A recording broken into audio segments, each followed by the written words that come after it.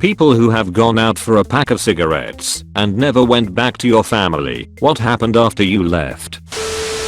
Half answer. My dad died when I was pretty young. My mom eventually remarried to a pretty cool guy when I was young. He was honestly an amazing dad, and when my mom got sick when I was 12, he was absolutely incredible, taking care of everyone and reaffirming that I was his son. When my mom died, it was just me and him for a few years, and there were some amazing times. He made sure I was seeing a counselor, and we did family things on the weekend. My friends used to joke that he wasn't even my biological dad, and he still made more time for me and did more things for me than their bio dads did. When I was 15, he got remarried. I didn't exactly like my new stepmom, but I didn't hate her. I think I just thought that the relationship wouldn't last and he'd move on to someone better. Then they got married, and it was kinda weird. I did get an amazing baby brother from that. Not all bad. My dad died when I was 17. Literally taken out by an undiagnosed severe allergy. My stepmom got me from school and drove me to the hospital, and when my dad passed away, she handed me my baby brother and said she needed a minute by herself. I never saw her again. She was much younger than my dad and was an ex-foster kid with no family or best friends to support her, and I think she looked at her newborn baby and the kid her dead husband inherited and just couldn't handle it. I sure know I wasn't prepared to handle it, but my mom and my biological dad had been ex-foster care kids, and mom told me a few fucked stories, so I wasn't going to let that happen to me or my brother. I do sometimes feel a little resentful that I can't have a normal life. I'm working too much, and I have a 6-year-old to figure out to consider college, but I don't want my family to just be cycles of poverty and dead-end jobs. Edit. Wow guys, I'm touched by the response. I have full custody. My stepdad adopted me when my mom died, so for all intents and purposes, my brother is legally my brother. Afraid I can't give too many details. I want to adopt him, and there's a court case or two that I don't wanna compromise just in case. Movers have told me that anyway. Stepmom will probably be charged with abandonment when she can be located, but so far we haven't heard anything. I've always been worried that she had a mental health break and either killed herself. I used to call up locally and ask for jandos that fit her. Hey, coping mechanisms, am I right? Or she's had a mental health break and something snapped. Abandonment didn't really fit what I knew of her, and I remember that she had some kind of mental health problems. It's not like we talked about it though. She could have gone off her meds in the chaos and snapped. I'm more worried than angry, but my first concern will always be for my favorite little tyke. We are doing pretty well. We have a support worker who has been fantastic, helping us get access to free and reduced cost services. I'm also pretty thrifty. I YouTubed how to knit socks and fix clothing, and thrift stores are great. I don't live near a major city, and so it's not as expensive as it could have been. Being frugal also helps. There's usually always good stuff out there if you know how to ask for help, and my dad always told me the hardest thing, but the most important thing to do, was to suck up your pride and ask for help. I'm getting better about that, but it's hard. My dad making me do therapy helped a bunch to admit when I need help. He said that needing help wasn't about not being capable, but about being smart. That if you're carrying an expensive TV you could carry it by yourself, but you're smarter if you grab a friend. I'm almost finished an apprenticeship right now, and I'm in a union that's decent enough that wives use to drop off casseroles and leave cribs and stuff on our porch. Everyone should be involved in their community. I wouldn't have survived without everyone willing to go to bat for me. I'm working pretty hard because I'm incredibly fortunate that I met good people along the way. I owe them a lot. I also work part-time at a nursery helping with plants and stuff on weekends for the staff discount and free stuff. I taken home more than a few half-dead fruit trees and vegetable seedlings. The more I work, the more I can throw into savings. It's morbid, but I want to make sure if I die, he's not frantically worrying about paying for that. It's not exactly a good feeling. My bro and I have been working on expanding our tiny garden to try and offset the cost of food, and he seems to like gardening just as much as my dad did. Last year we didn't buy a single potato or any herbs. It's been the best low-cost high-involved activity we are doing, and it sometimes makes me feel less guilty that I can't be there more for him like our dad was for me. We have glass pasta jars and tin cans growing basil and rosemary right now. I told my bro, if he can keep them alive a year without me needing to intervene, we can look at adopting chickens. He specifically wants 2 chickens named Chicken and Chic Barbie because he's funnier than I am. I'm working a bunch now because I want him to be in a better position in the future. My dad left a small but decent amount in a trust and I pulled from it when I first got custody when I was scrambling to afford everything. I want to replace everything I took and also make sure he can afford to do the things that I couldn't when growing up. When he's in high school and wants to celebrate by going to Mexico, then he's going to Mexico. I do miss the stuff I can't do. I've never not had responsibilities. I'm still friends with people from school and they're doing cross-country adventures and dropping money on expensive stuff. It's such a weird idea that they can just go to music festivals without worrying about anything while I'm trying to find a detergent that doesn't set the bro's eczema off. Wouldn't trade him for the world though. We have saving accounts and insurance policies, and I'm probably better off than a lot of people. The comments have been incredible with people offering help from everywhere. I needed that help when I was 17 and scared out of my absolute mind. When I was 5, my dad came home from work and my mom informed him out completely of the blue that she wanted an immediate divorce. I found out many years later she'd had an affair and was pregnant. He moved out of the house. They had 3 little kids together. I was the oldest and she married her second husband twice. They weren't divorced the first time. He was paying child support as he was supposed to, but she was calling him at work and sending him letters at home. His sister kept them, asking for more, and he began to get complaints about it from his bosses. He asked his mother what he should do. She advised him to tell her he was giving her all he could and all he was ordered to, and that he was going to lose his job if she kept it up. And that if she didn't stop, he'd leave the state and she'd never hear from him again. She thought that would make her wise up and leave him alone. So he did. But she continued. So he asked his mother for advice again. Her advice was to follow through. And so he did. He packed his clothes into his car and headed for Canada. He got as far as 2 states north from where he began, like the little town he came across, and got a job there. I never forgot him. I was the only one of the 3 of us kids that had any memories of him. But when I was 16 and moved away from my extremely abusive home in every way, I called my aunt, whose name I knew, who happened to live in the town I was also then living in, and told her I wanted to meet him.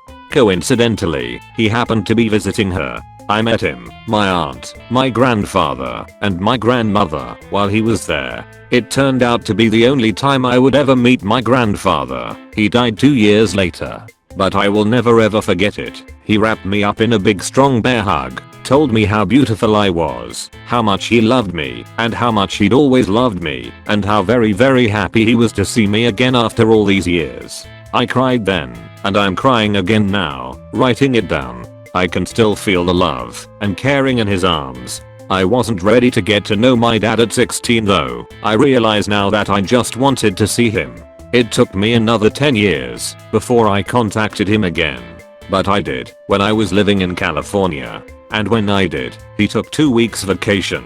So did I. Drove down to see me and we spent the entire 2 weeks getting to know one another. And once he left, we were in contact daily. And I quit my job and moved up to the PNW a month later because I knew the hole in my heart would never be filled until my dad was a part of my life. And I was correct. My son has a grandpa because of my decision, and my dad is the greatest grandpa there is. I wish he'd have always been in my life, but the outcome I received is worth everything I've been through. I love you, Dad.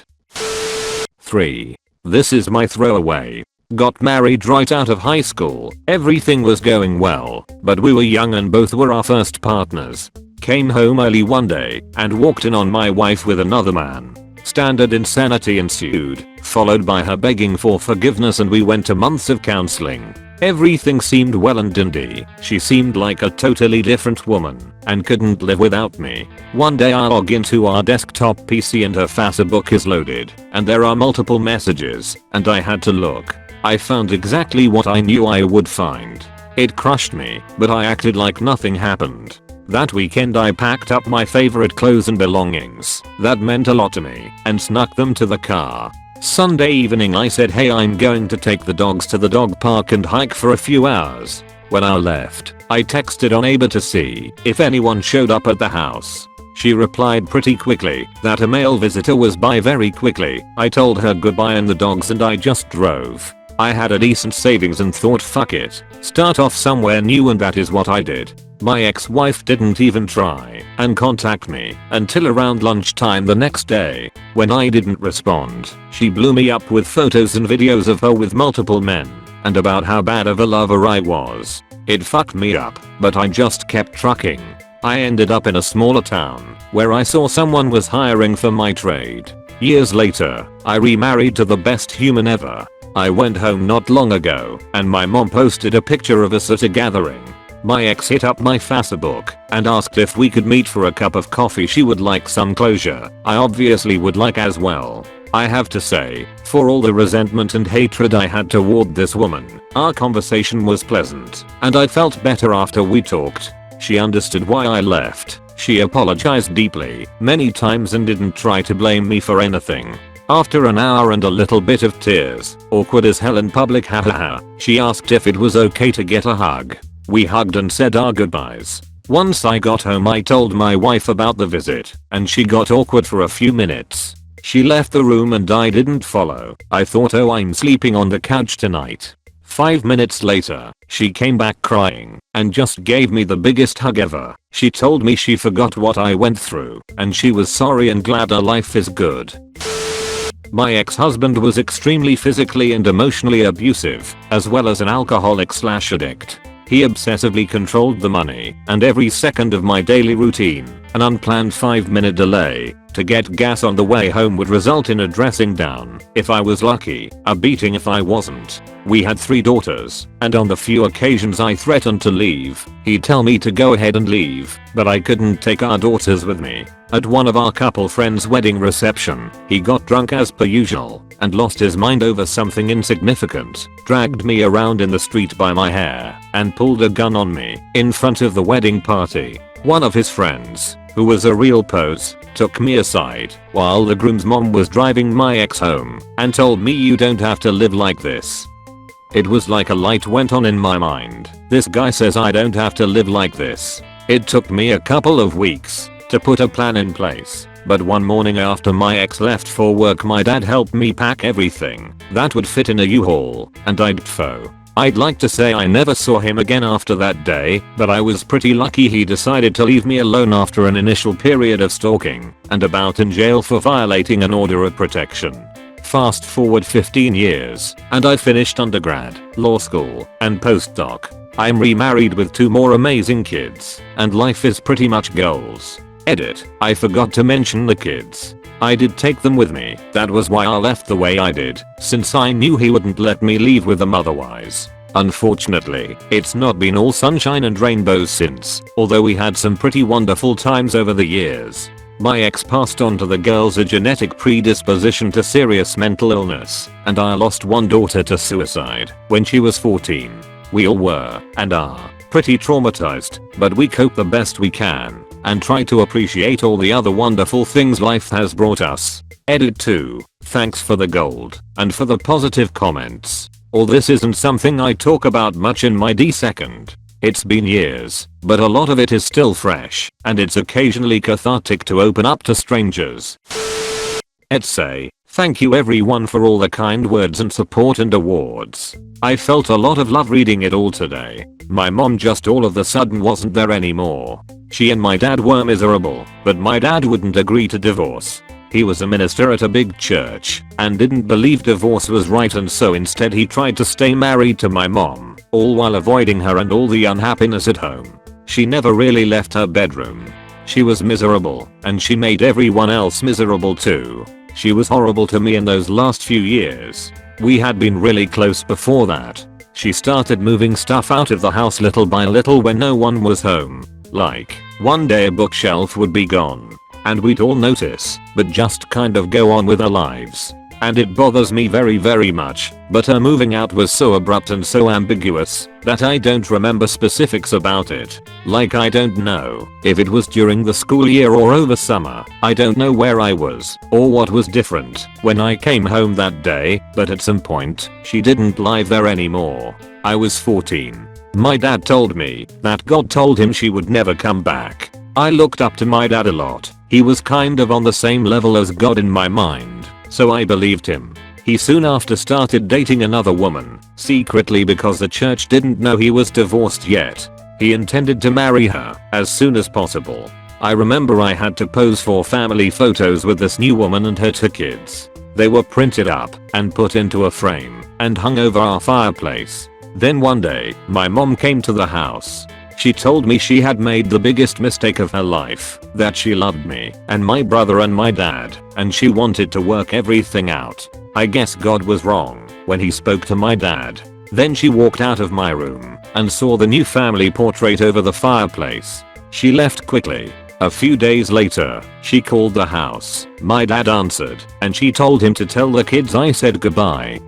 Then she hung up. We started calling everyone we could think to call. We tried to call the phone operator, asking if they could trace the call. This was 1995, so no caller ID or cell phone with a callback number.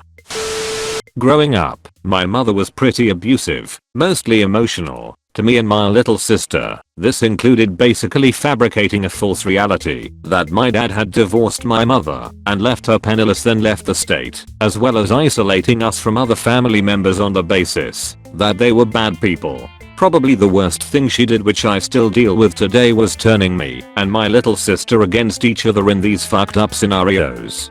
Basically her drug and or alcohol-induced rage of the day would always fall on one of us. However, whoever told on the other sibling that they did something to anger my mother would face her off, and the other sibling would have a brief respite.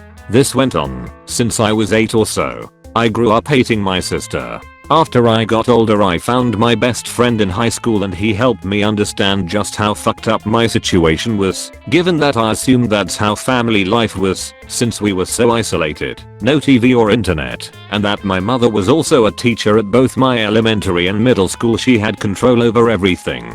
At 18, I left my house and moved in with my friend. However, it wasn't forever. He was joining the army at the end of school, and I had to think of someone to stay with. So I found my dad, states away. I took a long shot and asked him if I could stay with him. He accepted. I got everything I owned in the world, which fit in a truck bed, and while most kids were going off to college, I was going to start over in a completely different place with a father I didn't know. It turned out my dad was a decent guy. He wasn't a saint by any means, but leagues better than my mother. He helped me get a driver's license and eventually helped me join the military, where I have just finished my first year in. I haven't seen my little sis in 2 years though, and she still hates me. Even though she's 18, she hasn't left her mother, and since I left, she's become closer with her. I regret not trying harder to be there for her every day. But as for my life now, I have 3 years left in the military, then I hope to go to college and become a pilot. None of which I ever thought of when I was living under my mother's roof. Edit. Holy fuck. This blew up so much from what I expected initially. Thanks so much for everyone's kind words and advice. Just knowing that other people are out there rooting for me has lifted my spirits so much, and now I really have to make it ha. Edit. 2. Thank you so much for the gold and silver, you beautiful bastards.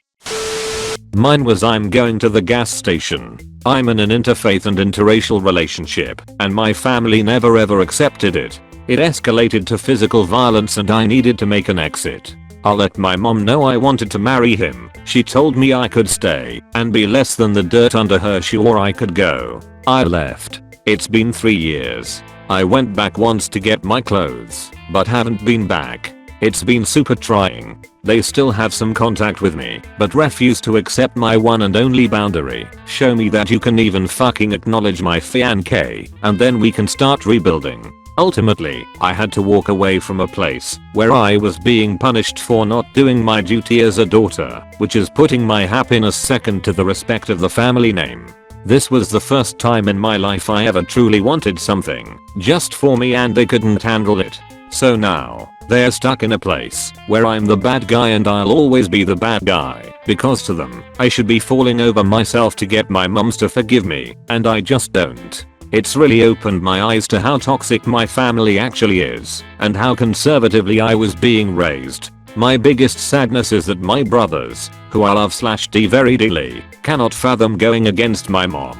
But I'm a better and healthier person now, and I would never go back. Even if you told me I would love a normal life with all of my family talking to me. Edit. Hi everyone. First, thank you for all of the interest in my situation and all of your kind comments. I haven't had a chance to reply yet because I've been at work, but I wanted to clarify some things since I keep seeing similar questions. I meant mom, not MOMS*. My bad. I'm Araban Muslim and my fiancé is Catholic and Polish/American. I did not initially say what our faiths or ethnicities were because I didn't think it mattered a ton, and I didn't want the comments to skew into a Muslim hate fest if I'm Hones, especially because I do still practice my religion, just perhaps not to the level my family would want me to. I know from looking online for guidance that lots of families won't accept their child, so for what are frankly dumb reasons, gender, race, ethnicity, socio-economic status, whatever. All of these reasons are bullshit. Accept that your kid will make decisions for themselves and remember that ultimately they don't live for you. 3. Fiancé is somewhere down below also responding in case you want his perspective on the whole thing. 4. Fiancé and I met like anyone else. He was actually the brother of my college friend. We chatted online for a while and we made it official. I think the only real difference is that I had to make a really big decision early in our relationship. I understood the potential consequences, but it was all worth it. It was by no means easy though. What you're reading about now is 3 years worth of dedication and trust in each other. Thank you so much for watching the whole video. Please leave a like and subscribe.